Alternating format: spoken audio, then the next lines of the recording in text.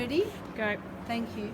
So what I want to show you now is how to use your Kobrakast to do a brim.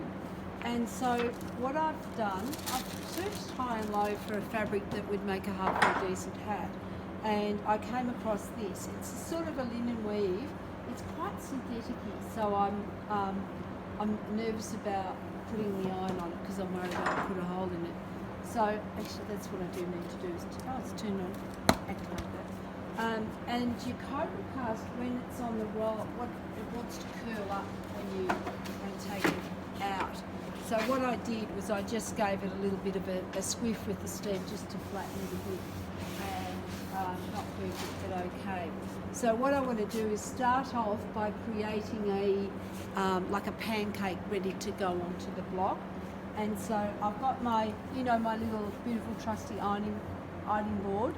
If you haven't got one of these, it's a really good idea to just get any old piece of MDF or whatever, particle board, and just cover it a few times with calico, because it makes a really good ironing board. And you know those ones on the stands, and they rock and they roll and they're not stable, and these are great. You can make them the size you want them to be. So now I've ironed both the pieces of fabric, and I'm just going to put this over the top. What have I got to be careful of? What's that? It's water, it's all right. What have I got to be careful of here?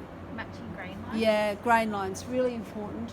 I've got my Kobrakast, which hasn't really got the same type of grain as your fabric, so that doesn't matter. It's almost like blocking net, that you can probably pull that right over a whole block, over a crown block, which I have, like blocking it. But this stuff here, the fabric on the top and the bottom has to agree. Now I've got a piece of wholemeal baking paper.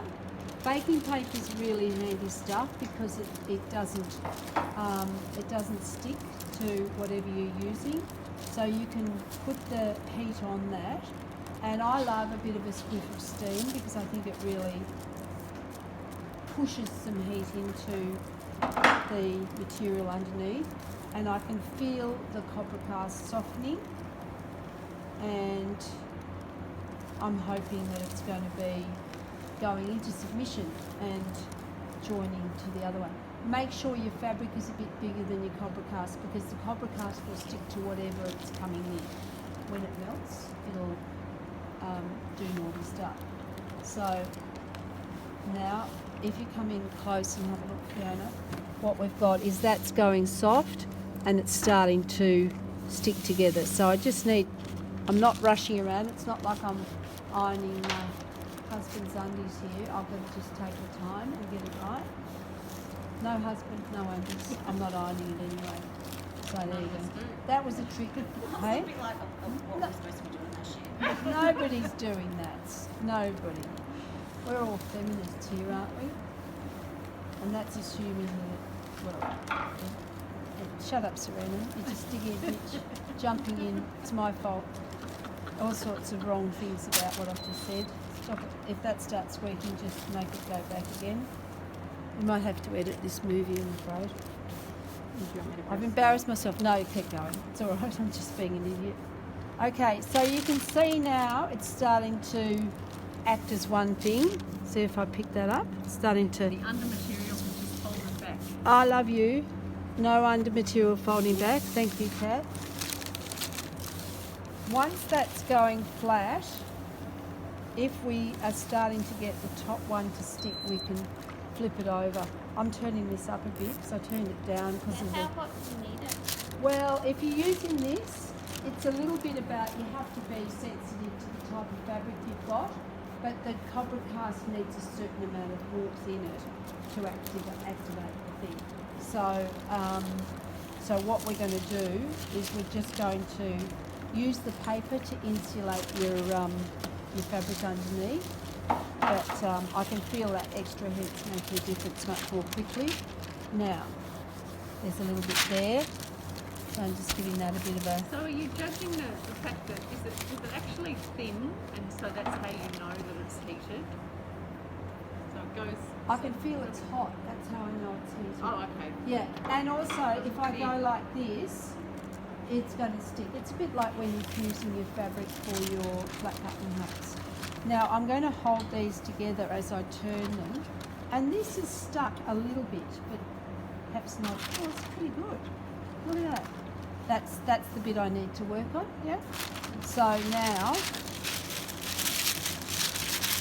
now when I did that photo, which I had on my Instagram, I used double thickness of the Kobrakast for the crown, and I blocked it, and it blocked like blocking it. So you can use the same material for the crown and the brim. Who was it that said, yeah, that stuff's all right? I think it was you. The thermoplastic's all right, but in the end, you've got a plastic hat. The truth is, in the end, you've got a plastic hat. I want you to know how to use it, but I want you to know its strengths and weaknesses, and then you can use it in an informed way. So, like stage. that, yeah. Or, you know, I made that piece for a fashion student for her model. But the thing is also, if I was like, we could start a whole discussion about fashions on the field, but you know, if you've got someone who wants to have an amazing fashions on the field piece, then you know you might use some thermoplastic for that, because it can do things that you know you're not going to sit there. Well, if you don't use thermoplastic, you can use 2020, or you can use paper aspartame, which I love, but it's not readily available. You know, it's in minimal supply. It's also a time thing. I blocked one day, I think I did 6 thermoplastic buttons that were all covered in fabric. So it was just do. Yeah, good comment. What did you shape them around? Just a little button. The little oh, you mean button hats? Yes. Oh, okay. Okay, so now I've got my fabric that's. I'll pass this around. Might stop the video, and I'll pass